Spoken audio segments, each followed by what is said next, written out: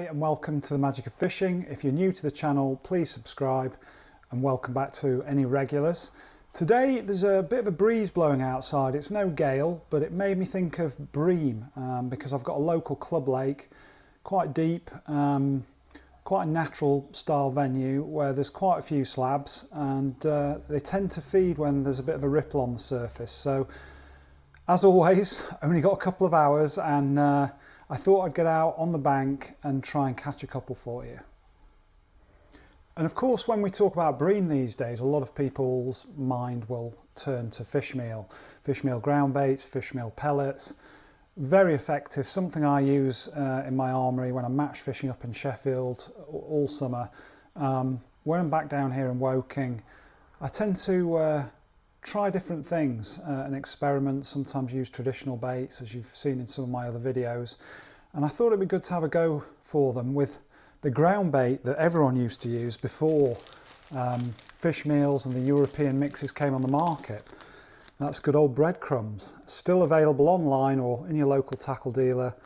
Very cost effective. You can get a good few kilos of brown crumb for the same price as just one bag of ready-made commercial style fish meal ground bait. That's because the cost of fish meal is on the rise, as with everything in life, but fish meal in particular has gone through the roof because it does rely on sea and freshwater fish stocks to create. So I thought it'd be interesting to see whether we can catch bream on the old brown breadcrumbs, but I'm going to add some extra attraction, which is this stuff, pellet oil.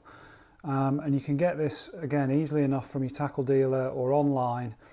Other fish oils will work, and I've experimented with things like salmon oil, sardine oil, but bream love the scent of this pellet oil. And I believe you don't actually need the fish meal in the ground bait or the pellets to catch.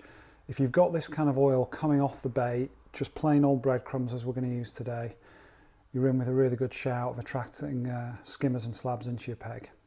And we're not going to waste much more time in the garage, but I tend to do my mixing at home if I'm going for a quick session. Then the ground bait's got time to soak up some of the liquid before I start fishing. So I've got a bag already half open here. That'll be going in. I'll be gradually adding water, getting it stirred up like you would any normal ground bait, just till it holds together. Then we'll give it a good squirt or two of this. Pretty stinky stuff, you don't need a lot. And then mix it well, and we'll be ready to get going. And when it comes to particles or feed, something to add to the ground bait, and indeed to put on the hook, I always keep a handy supply of sweetcorn in my bait drawer. And that is all we're going to need today. It's another highly convenient and good value bait. Very visually attractive, which is great for a short session when you're hoping to catch within a limited amount of time. Proven bream catcher, and all I'm going to do to spice them up a little, if you like, or sweeten them up a little bit, is add some liquid molasses. Now, you could use treacle. I've used golden syrup. Black treacle's particularly good for darkening them off and giving you a little difference to the sweet corn that the fish might have seen before, but this stuff I've found is really good for bream. You don't need too much because it's really sticky. Just a little drizzle all over, and then you can shake them up in the tub, and that'll give you a good even coating. That and the ground bait is all I'm taking today. And once you're happy with your ground bait, you've got the right consistency, just squeezing together, that's when you can transfer it from a bucket into something a bit more compact and easy to carry. I've got one of these canvas collapsible ground bait buckets, and they're fantastic for carrying to the water on a short session. Zip lid, and we're off. Now this is one of the local fishing club's bigger waters. It's not what I call the main lake because unfortunately there's a match on there today. That's probably the best one that's renowned for bream. This one has actually got carp and cats in, which I'm certainly not geared up for. But with a bit of breeze on there, I'm hoping that the bream in here will also be feeding. You can actually see a shoal of fry over there on the surface, lots of little rings. But with this breeze we've got today and a bit of a ripple on the surface, that's good conditions for feeder fishing for bream. Another very mild early autumn day. Now with the main club lake out of action, only 2 hours to fish. It's a fairly tall order to catch at least one bream or skimmer, so let's get cracking.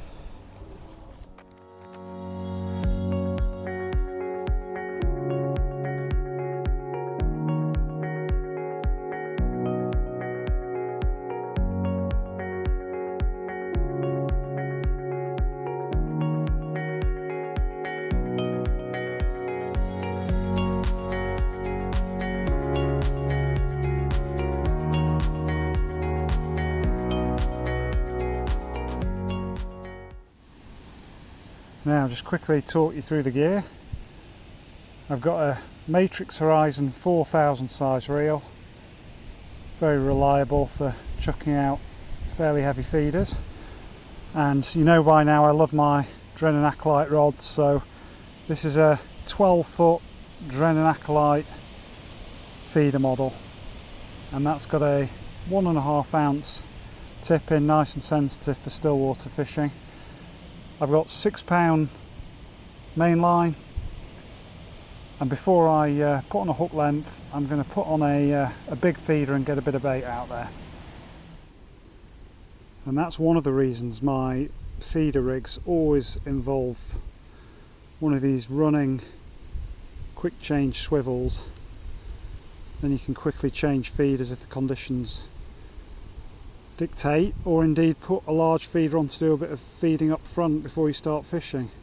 That runs down onto a large float stop, which is stopped in itself on the line above a knot and a twizzled loop.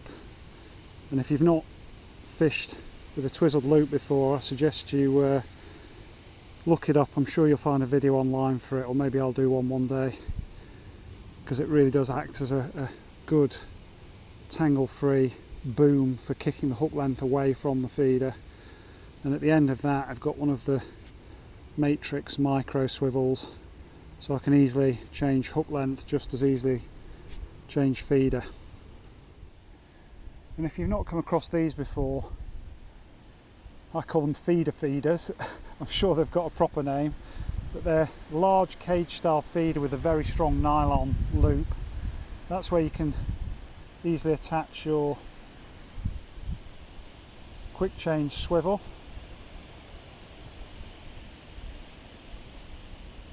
There we go, that's now firmly on the line, no hook, and there's a lead around the front end which gives you a bit of casting weight and direction. This will drop down to the bottom, you give it a few seconds, give it a pull and your ground bait's out, creating a nice carpet before you start fishing. So it's a good way of getting out a bit of feed when you're short on time, or you just want to feed heavily for a species like bream anyway. I've just added a touch more water from the lake because the ground bait has absorbed that water mixed with it at home and wasn't quite sticky enough. Now it's just holding together again, and we're going to tip in a good half of the corn, maybe a third. Get that mixed in as well.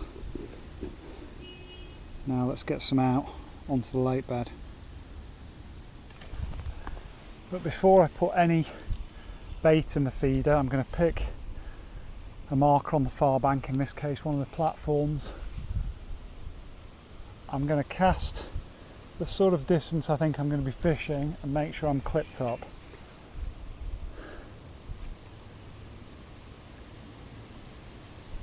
And that is about right.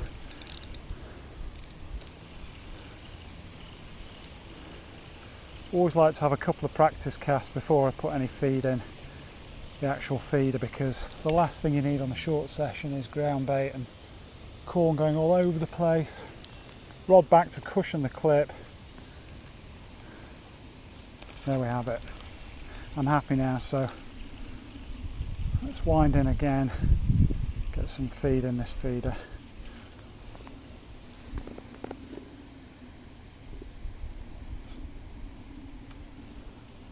Nice and firm squeeze to make sure it doesn't fly out on the cast. Keep it nice and smooth. It's a big heavy thing to be casting now. Back to the clip, and in it goes. Now we'll give that 5 or 10 seconds just to let the water really impregnate the ground bait, soften it up. And then we'll give it a couple of strikes to make sure all that feeds out before we reel in. Good empty cage, and we're going to keep repeating that now. Try and get into a bit of a rhythm. And I'm going to put, I think, 4 or 5 payloads out.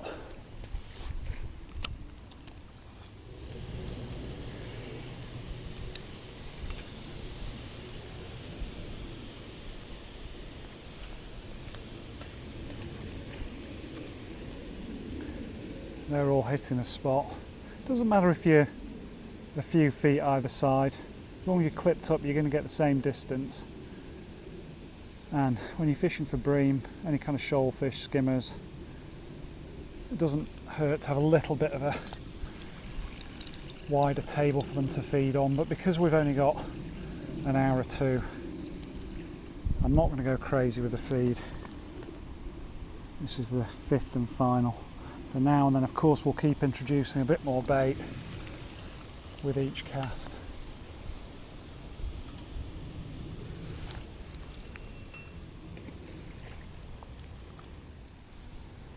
And now we've done our feeding, or our initial feeding, simply a job of opening up that swivel, taking your feeder, in this case a small 30 gram plastic cage feeder.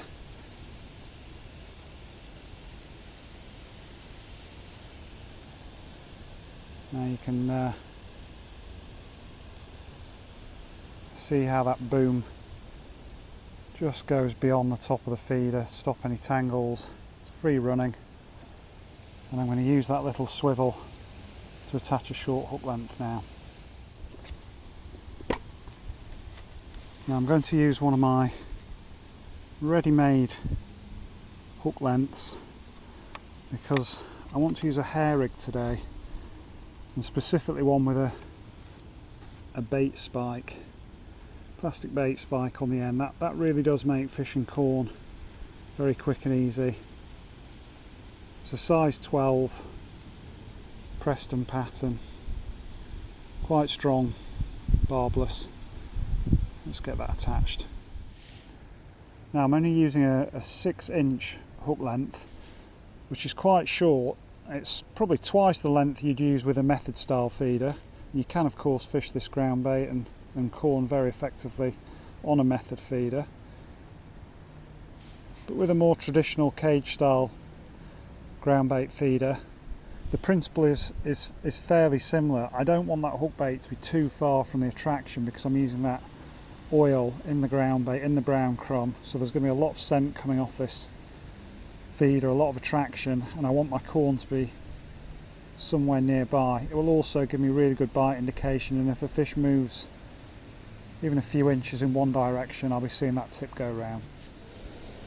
Now to use these bait spike hair rigs, you do need a baiting needle, or indeed one of the tools that come with some of these packs of hooks you can buy.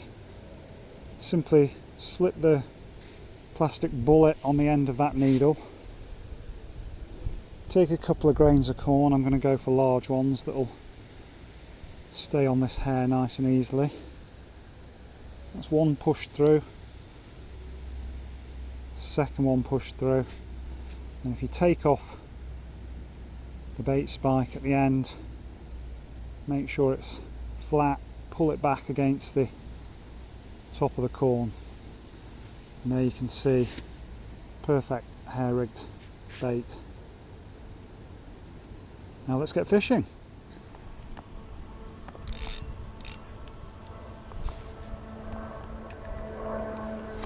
Yet another noisy plane coming over.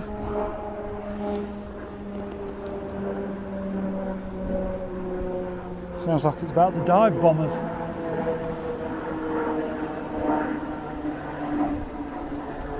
Now, that's the ground bait gently pressed into the feeder. Let's try and land this on the same spot.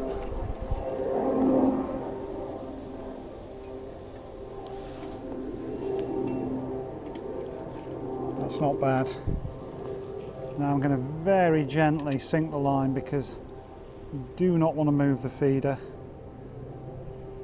You certainly don't want to drag that bare hook into any twigs or leaves on the bottom. We just want to sink that line very gently, and then we can put the rod on the rest and tighten up again very gently. You just want the softest of curves in that tip.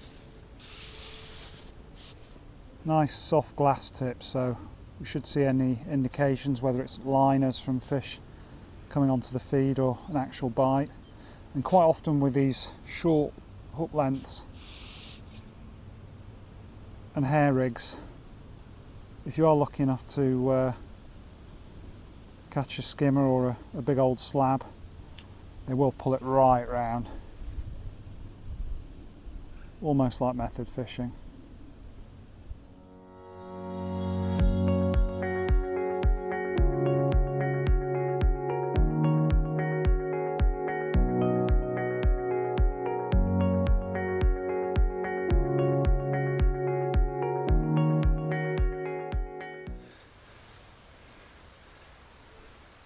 And we're into something, and it is a bream. They are in here, and that's what would have been giving me the liners.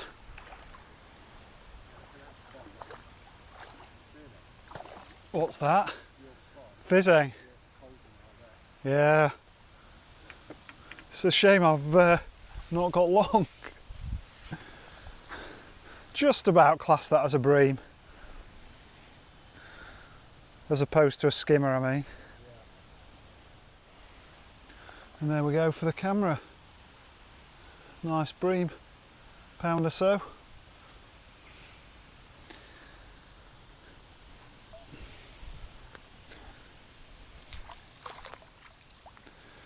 And with a witness, my new friend Ian.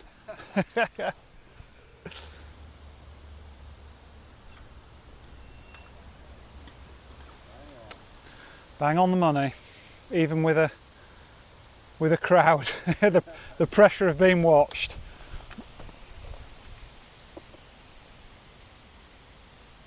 That was a lovely bite. Now, if this is a bream, Ian and viewers, I think this might be a big one. I'm not sure it's a carp because there's been no crazy run. You think it's a small cat? Did you? Holy crap.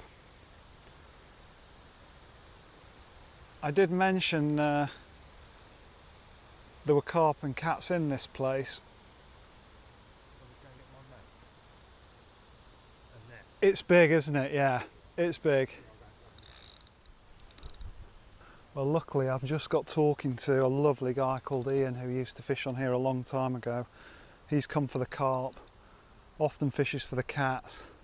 He thinks I'm attached to a small cat now, and he's gone off to get his net because my normal match net probably wouldn't be good enough. But we're a long way off, big enough, sorry, a long way off seeing it yet. It's been very hard to move. Absolutely solid curve in the rod, as you can see. Oh, £6 line, got to be really careful with this. But it is balanced gear, it's a light, forgiving rod.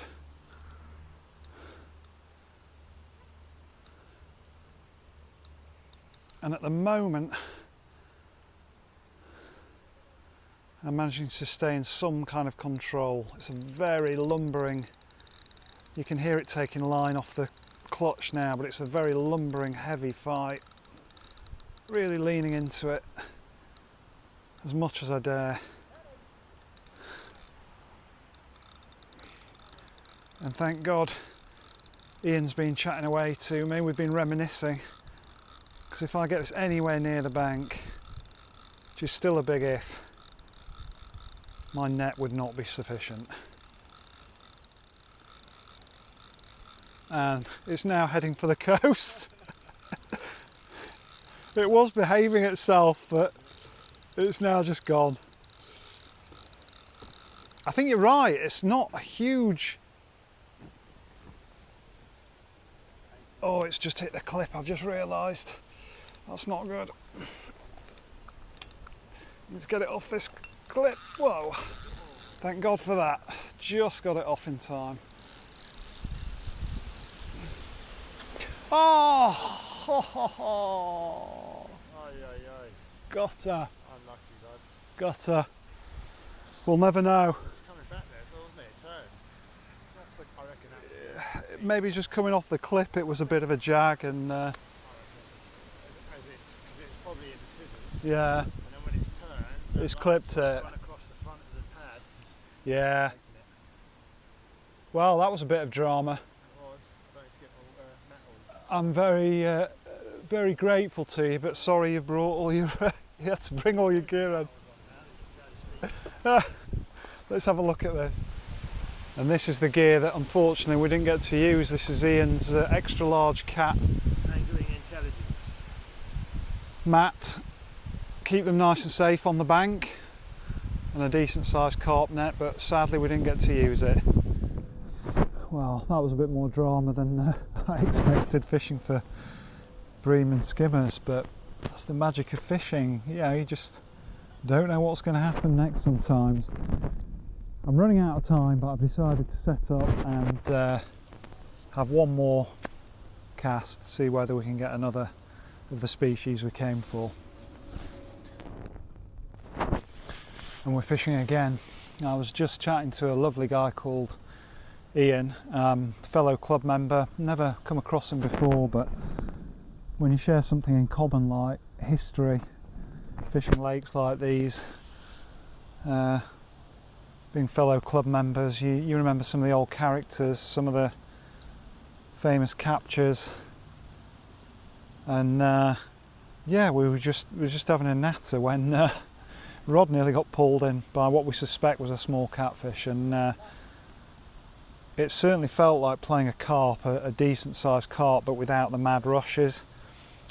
Obviously towards the end you saw it decided to head for the middle of the lake, and obviously applied just a bit too much pressure.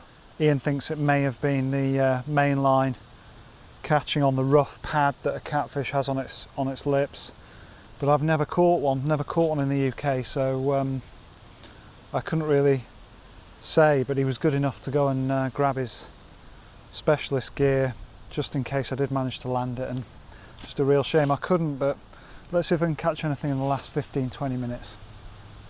And we're in again. No catfish this time. Feels much more bream like. Just nodding away. Lovely bite again. Really pulled round. Wasn't necessarily expecting any more action with so little time left, having set up again.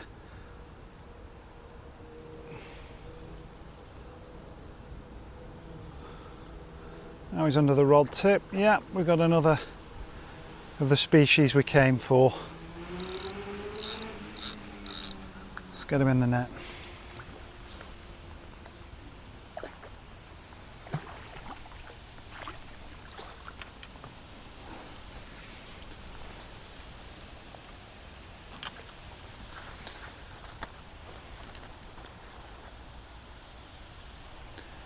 That's another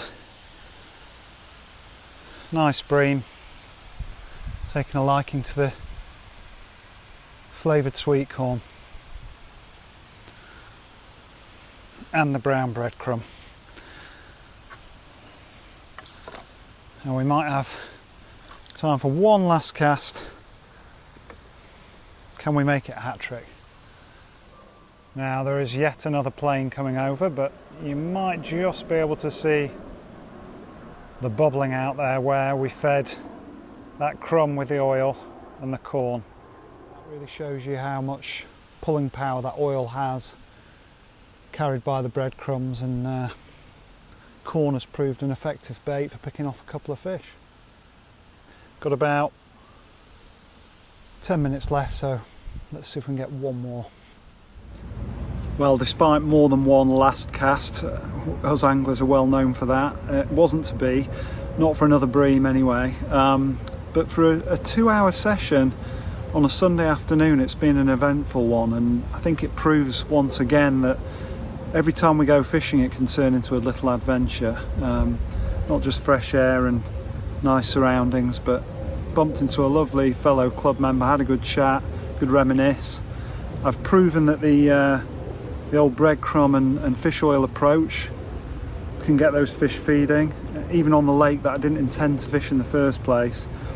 And yeah, landed a couple of bream and hooked into an unknown monster. We suspect, again, small catfish, but yeah, not much I could do about that. And it'll be another one of those that we add to the tales of the one that got away. But I hope you've enjoyed it. If you have, please subscribe if you're not already, give it a like, share with your friends, and I'll see you next time on the bank.